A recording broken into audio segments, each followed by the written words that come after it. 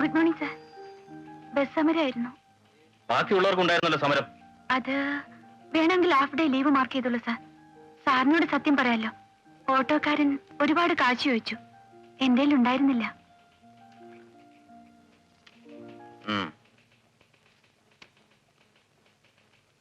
Thank you sir. എല്ലാത്തിനും ഉണ്ടാവും reasons, but don't repeat it.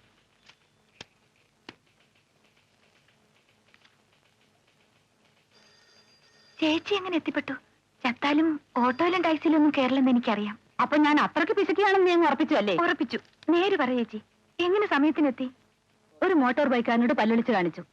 എന്റെ ഊഹം തെറ്റിയില്ല. അയാളത് വായി നോക്കിയായിരുന്നു. വണ്ടി സടംബറ കിട്ടി നിർത്തി. ഞാനും കയറി പോന്നു.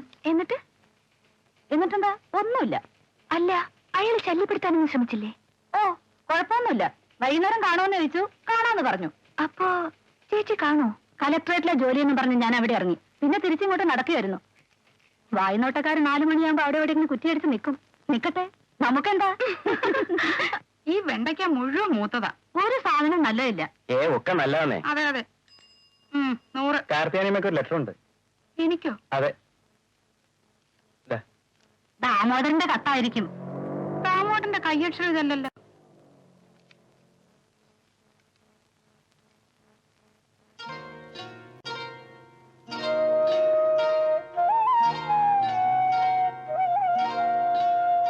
ഈശ്വര, എന്താ ചേച്ചി? ആങ്ങളയ്ക്ക് വല്ല സൂക്കേടും പിടിച്ചോ? ഞാനും കുട്ടികളും ഇനി എങ്ങോട്ട് പോകും? ഉടമസ്ഥനും കുടുംബവും താമസത്തിന് വരുന്നു. വീട് ഒഴിഞ്ഞു കൊടുക്കണമെന്ന്.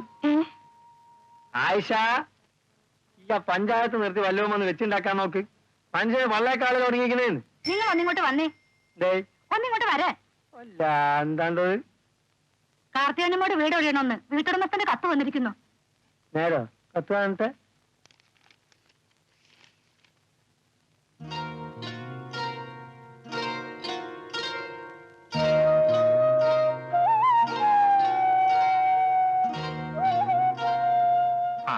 നേരെ വന്നോ? നീ മോളെന്നൊന്ന് പറഞ്ഞ് മനസ്സിലായിക്കോടി. ഞാൻ തോറ്റ്. എന്താ അമ്മേ? ഒന്നുമില്ലാന്ന്. രാവിലെ തത്തക്ക് ജെല്ലി കൊടുക്കുമ്പോൾ ജെല്ലി കൊടുത്ത് ഞാൻ പോയതാ. ഉച്ചയായപ്പോഴൊക്കെ മറന്ന്. കുട്ടികളെ മനസ്സാണ്. എന്താ കാര്യം? വീട് ഒഴിയണമെന്ന് പറഞ്ഞൊരു കത്ത് വന്നു, അത്രേ ഉള്ളൂ. എന്റെ ഓനക്ക് കത്തെഴുതിക്കൂടെ? ഒഴിയണോ വേണ്ട എന്ന് തീരുമാനിക്കേണ്ടേ നമ്മളല്ലേ? ഉമ്മർ പറഞ്ഞാ അതിന്റെ ശരി അല്ലേ? വാടക കൊടുക്കുന്നതിൽ വീഴ്ച വരുത്തിയിട്ടില്ലെങ്കിൽ വീട് നമ്മൾ ഒരു കാലത്ത് ഒഴിയേണ്ട കാര്യമില്ല. അഥവാ ഒഴിഞ്ഞാൽ തന്നെ താമസിക്കാൻ ഈ സിറ്റിയിൽ വേറെ വീട് കിട്ടില്ലേ? വർത്താനം പറയാൻ ഇവിടെ ആണുങ്ങളുണ്ട്. ചിലക്കരുത് വേറെ വീടോ? ഈ ചുറ്റുവട്ടത്ത് ഞങ്ങളാൽ ചിലർ ഉള്ളിടത്തോളം കാലം വീട് ഒഴിയണ കാര്യത്തെ പറ്റി കുട്ടി ആലോചിച്ച് തല ഉണ്ടാക്കേണ്ട യാതൊരു കാര്യവുമില്ല. എന്താണോ എന്റെ പേര്? ഗോപാലപ്പണിക്കരോ? ഗോപാലകൃഷ്ണ പണിക്കർ. എന്ത് പണിക്കരായാലും ശരി, അങ്ങനെ ഒരു പണിക്കര് നിങ്ങളെ ഓർമ്മ ഒഴിപ്പിക്കണേ. എനിക്കൊന്ന് കാണണം. അയൽവക്കത്ത് നീശുള്ള ആൺകുട്ടികളിൽ നിന്നൊരു കത്ത് അങ്ങോട്ട് എഴുതി വിട്ടേക്ക് നിങ്ങള്. വരും മാഷേ.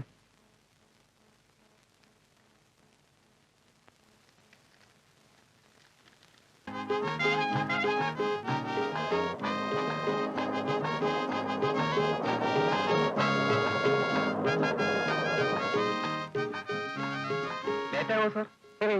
ഒരു മിനിറ്റ്.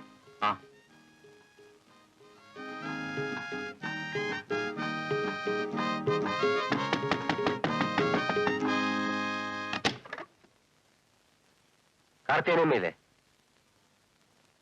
ചിട്ടി കമ്പനിയിലാണോ? ഒരു ചിട്ടി കമ്പനി തുടങ്ങിയാലോ എന്ന് ആലോചന ഉണ്ട്. ഇപ്പൊ ഞാൻ വീട്ടിൽ നിന്ന് വരാം. കാർത്തിയാനിയമ്മയില്ലേ? എനിക്ക് ആളെ മനസ്സിലായില്ലല്ലോ. നീ കാർത്തിയാനിയമ്മയുടെ മോനാണോ? അത് നിങ്ങളായിരുന്നൂടാ? അമ്മ വിളിയടാ.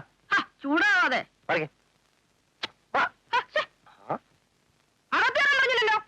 എടാ ചെറുക്കാ, ഞാൻ ഈ വീടിന്റെ ഉടമസ്ഥനാ. നീ ഒന്ന് ഹൗസ് ഓണർ ഗോപാലകൃഷ്ണ പണിക്കർ വന്നിട്ടുണ്ടെന്ന് പറ. ഓ ഓ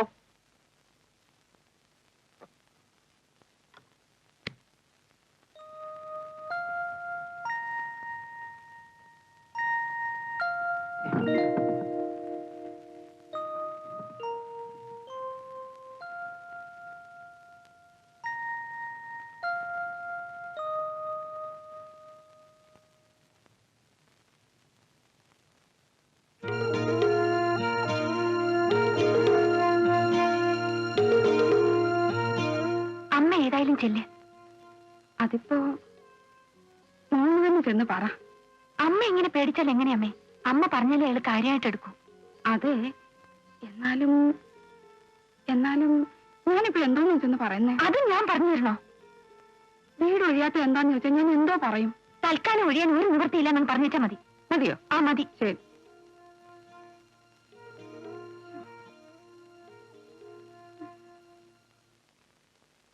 അല്ലെങ്കിൽ എന്റെ മക്കള് തന്നെയെന്ന് പറ. ഗുരുവായൂരപ്പാ.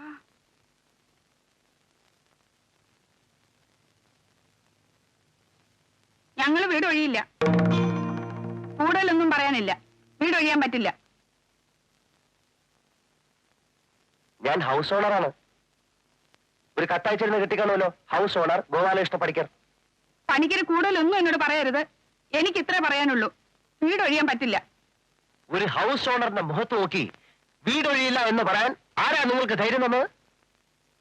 9 കൊല്ലക്കാലമായി ഇത്രയും വലിയൊരു വീട് ഇത്രയും തുച്ഛമായ വാടകയ്ക്ക് താമസിക്കാൻ സംബന്ധിച്ച ഒരു ഹൗസ് ഓണറുടെ മുഖത്ത് നോക്കി വീടൊഴിയില്ല എന്ന് പറയാൻ നിങ്ങൾക്ക് എങ്ങനെ ചങ്കൂറ്റമുണ്ടായി?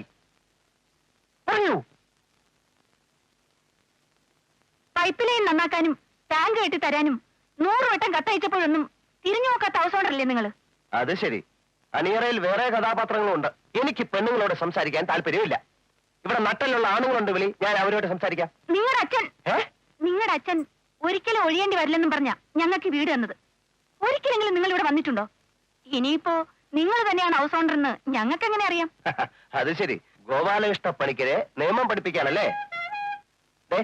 ഇനി സംസാരിച്ചിരിക്കാൻ സമയമില്ല. ഞാൻ ഫാമിലി താമസത്തിന് വരികയാണ്. ഇത്രയും സൗകര്യമുള്ള മറ്റൊരു വീട് കിട്ടട്ടെ, അപ്പൊ മാറാം. അപ്പൊ വരുന്നോ? കത്ത് കിട്ടിയ ഉടനെ തന്നെ നിങ്ങളൊക്കെ ഇവിടെ നിന്ന് ഇറങ്ങി കാണുന്ന ഞാൻ വിചാരിച്ചത്. വാതില് തുറന്ന ഒരു വാല് ചെറുക്കനുണ്ടല്ലോ, അവനെ കണ്ടപ്പോ തന്നെ നിങ്ങളെ പറ്റി ഏകദേശം 1 രൂപ എനിക്ക് പിടികിട്ടി. നിങ്ങളുടെ ഒരടവും ഈ ഗോപാലകൃഷ്ണ പണിക്കരുത്ത് എടുക്കണ്ട. മര്യാദെങ്കിൽ പണിക്കൊരു മര്യാദ, പെശക പണിക്കൊരു മഹാപെശക. ചുമ്മാതല്ലല്ലോ, മാസം വാടക കൊടുത്തിട്ടാ ഞങ്ങൾ ഇവിടെ താമസിക്കുന്നത്.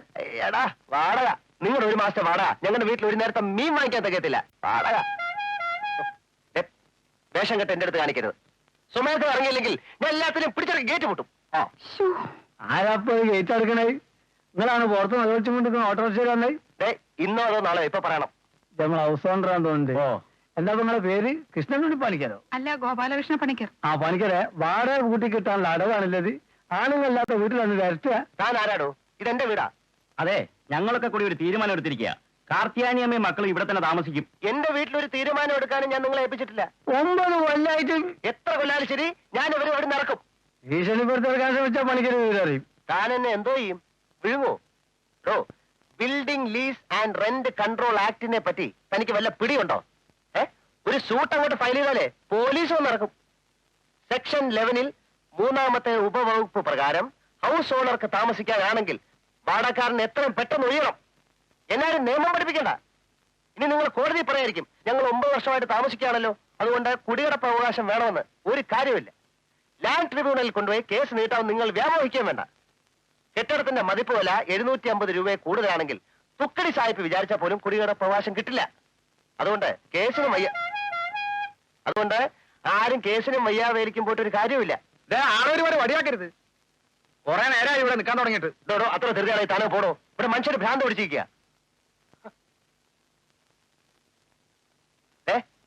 ഞാൻ അവസാനമായിട്ട് പറയാണ്, വെറുതെ എന്റെ ശരിക്കുള്ള സ്വഭാവം പുറത്തെടുപ്പിക്കരുത്. നിങ്ങളിപ്പോ കുറെ നിയമം പ്രസംഗിച്ചല്ലോ ഇവിടെ. വിവരമുള്ള വക്കീൽമാരെ നമ്മളൊന്ന് കാണട്ടാണ്, എന്നിട്ട് തീരുമാനിക്കാം. തന്നെ പോലെ വിവരം കെട്ട അയൽപ്പക്കക്കാര് കാരണം ഇവര് കഷ്ടത്തിലാവും. മര്യാദയ്ക്ക് സംസാരിക്കണം. കണ്ടാൽ അറിയാത്തവൻ കൊണ്ടാൽ അറിയും. എല്ലാത്തിനും ഞാൻ കോടതി കയറ്റും, എല്ലാത്തിനും കയറ്റും. ആഹാ.